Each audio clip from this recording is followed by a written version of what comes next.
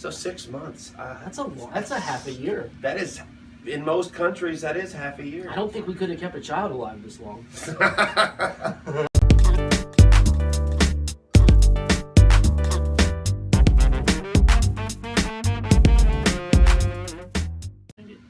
Yeah, is 6 months still an infant, or are we technically teenagers now? No, you're not teenagers yet. No, You're teenagers babies. when you get into the teens, 13, 14. So 6 months isn't even a year. So you're still A pretty baby. far away from teenager, Jack. Okay, so we are. Well, then what are we? Infants. Babies. Infants. Babies. Infants. Okay. Infants. So, so in Infants. our midlife crisis, How does it even work? What How does I it want- go? So I don't get it. No. So at what point does an infant go at 6 months? I gotta do something different. This is my midlife crisis here. I don't know what I'm gonna cheat do. on my wife. My wife and I have talked about adopting. I said, adopt a 17-year-old, give him 1 year to get his shit together. Get the him fuck out. Scientifically speaking, that makes it a fact at this point. Alfred Einstein would agree. That's Albert Einstein's cousin. Yeah. Why wouldn't it be? Yeah, I feel like there's more than one way to fillet a mango. If you're picking up what I'm putting down. Well, I do because they make that new thing where you just push it down on the mango. It's like, and the core pops out in the center. It just pops right out. So, And then all you gotta do is hold it in the. and then you like peel the skin off, and you're like, and you put it on like half your eye, and you're like, "Oh, where are the children, Clarice?" You know that sort of No, thing. you just eat. Oh Lord. You don't make Silence of the Lambs references with the mango. Oh, I thought that was Children of the Mangoes. I'm glad we got most of it done before we ate Yeah, because me I too. was like laying in the fetal position in the corner.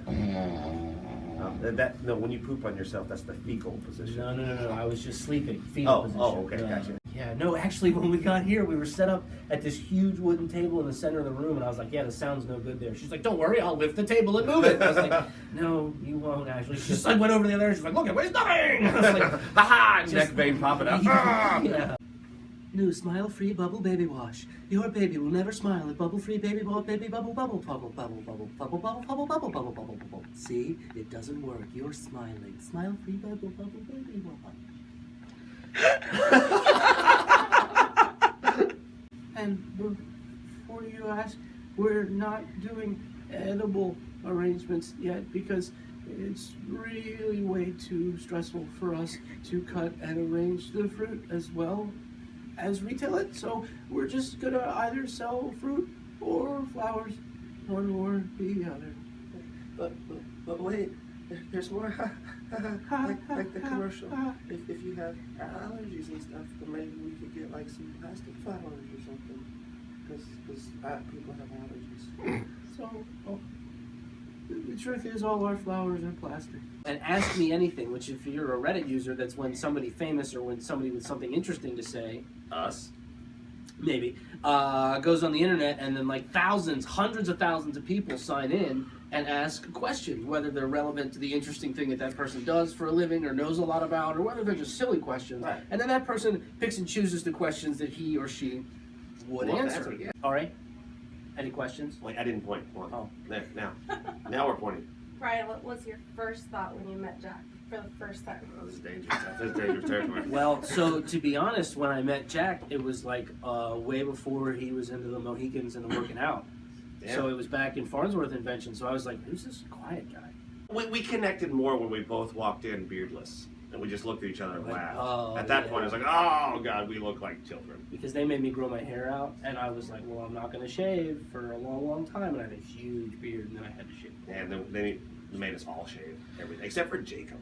Well, because that Jacob was playing the Russian guy, so he had to Yeah. have a little twirly mustache. He had to have a Suckers. little twirly mustache. Yeah, so that's interesting. I was the quiet guy. How about you, man? I know you've never met us before today, but you have an orange shirt on and you're a teacher, so Yes. you're supposed to be So smart. I'm gonna say, what is your weirdest memory from school? One time, I believe it was 2nd or 3rd grade, I really had to pee during nap time.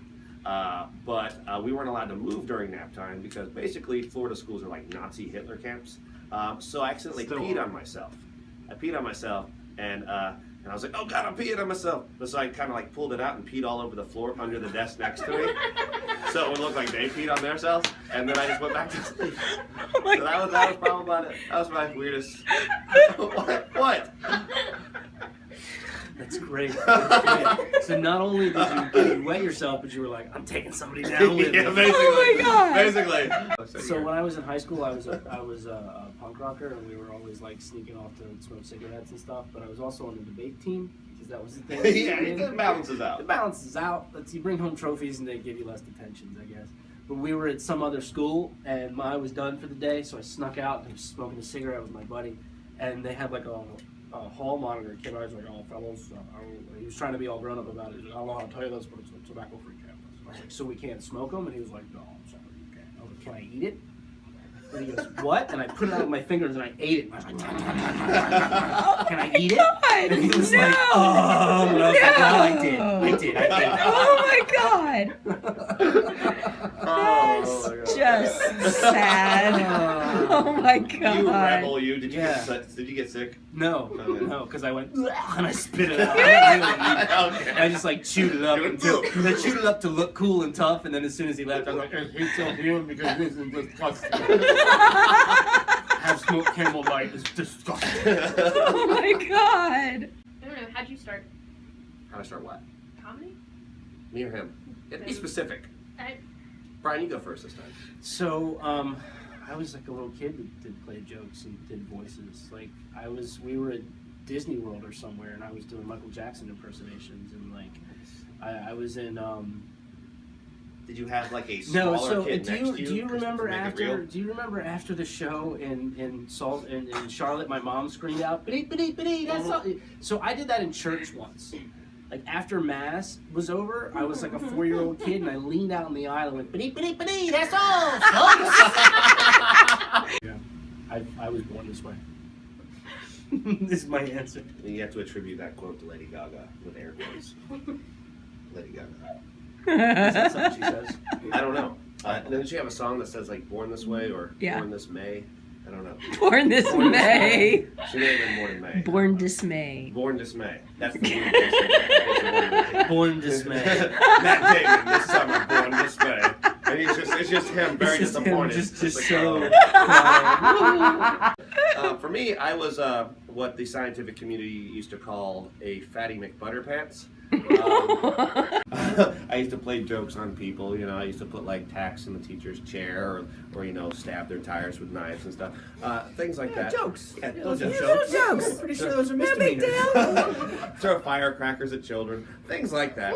And then, you know, I got into theater in middle school where I played Otto Frank in a rendition of The Diary of Anne Frank that we weren't allowed to imply that she died in. Because it was too heavy-hearted, but they wanted to do a historical play. You can't.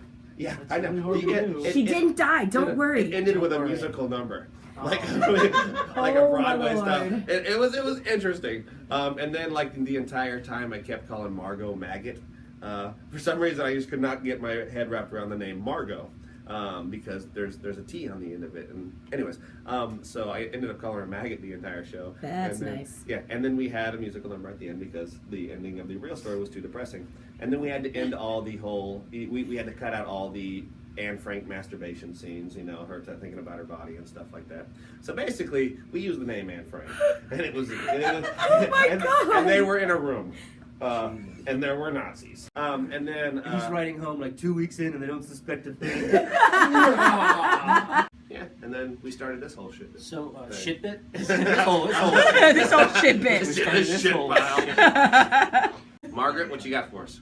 I guess what is your best memory together? I think the McGlowan so far is the peak for me, man. That was fucking cool. And having Yeah. other comics there, and Same here. we were so worried about the show going like well, and then it started and it was too late to worry about it, and it just kind of went, and it went as well as could be expected. Yeah. I think, given all the Considering we had like a no-show and nobody knew where it was, and your wife and Ariella got caught in a monsoon. yeah. For me, the highlight of that entire show was me walking in, and they all looked at me like with like deer in headlight thing, and the guy's like, "You Jack, you're in charge. I gotta talk to you." And they're like, "They won't let us talk to him or touch anything." I was like, "Yeah, I'm a producer now, guys. I got this." Yeah, they wouldn't. They were asking us questions, and we were giving the one guy answers, and the other guy's like, "Hey, well." Wait a minute. We're Jack? I'm like, no, we're not Jack. Jack's not here. He goes, well, look, we can only talk to Jack. We can only talk to Jack. We can only talk to Jack. Can we ask you how your... Jason actually is like, so can we ask you how your day's been going? Is that allowed? So, what you got for us, Ashley? Yeah, my wife- So am I ever gonna get paid? So, that's That's a good episode. I think it's a great episode. On that bombshell, ladies and gentlemen, I think it's a good way to go out and never get this shit again. All right, do you know how to video edit? 'Cause we're gonna have to learn. I can learn. Okay, we're learning on a curve here, ladies and gentlemen. 6 months in. 6 months in. Do you have any real questions for us? Intern? What is your favorite comedy movie? Blazing Saddles. That's a good No one. question. It's the perfect movie. It can never be done again. I totally agree. And That's it is- such a good And it one. is absolutely 100%. I think I have every word memorized of that It is a movie. great movie. And then I made Ariella watch it in a Chicago theater, and she was freaking the fuck out. Did you love it? She It was is- It's so good. It is weird for modern times. People Yeah. don't know how to take that movie. But Oh my god, it's so good. Pretty modern. For me, one that I really grew up on, Trading Places. Trading Yeah, Places. Trading- That's a good I love one. that movie. That's a good Trading one. Places. That's that. looking good, probably- Lewis. Feeling good. His tweets are hilarious about his daughter. Yeah, he's like something about like one of them. My favorite is like, oh my 2-year-old daughter just did art, but it fucking sucks. I'll never put this on my fridge. What if people see it or some shit like that? So I love people like that. All right, good. Now that we've established that Jack likes people that sort of mildly emotionally abuse their children, Yeah. I think it's a safe place to call the episode. Do you think? You got anything you want to say? What do you got? Well, I just like to send a shout out to Ariella, to Ashley for all the hard work and stuff you do for us. We couldn't do it without you. To your beautiful wife Jess. My wife. To Jason Rowland, Jake Whaley, Sarah Lee, who saved our butts a couple of times. Yeah. And then a super special shout out to Margaret Thatcher Jr., who did our intro today. Really hoping that we could just end the episode and then I could just do a normal intro. Not gonna happen. Margaret Thatcher Jr., as we all know, is the pioneer for fluorescent colored scuba gear. And the modern equivalent of the Iron Lung. She is called the Iron Lung Lady in her local circles of expertise. She actually made an iron lung that can conveniently be put into, like compacted down into a 7-foot U-Haul trailer, as opposed to the traditional 18-foot long. So thank you, Margaret Thatcher Jr., for that lovely intro that you had today on our 6-month anniversary show. Thanks, Megs. We appreciate it. I know. All right, so we'll hear from Margaret Thatcher Jr. here in just a second, I guess. Yeah. But that's it, guys. That's 6 months packed away in the bin. That's episode, what is this, 26? 26. Episode 26, Yeah. guys. Thanks so much. I'm Brian. I'm Jack. What do you want to do? Do you want to have them sing us Sing, out? sing, sing. Sing us happy birthday. Happy birthday to That means everybody. you. Come on, guys. Happy birthday to you. Like a slow Happy birthday, dear Comics Fall. Happy birthday to you. Yeah, to us. Woo!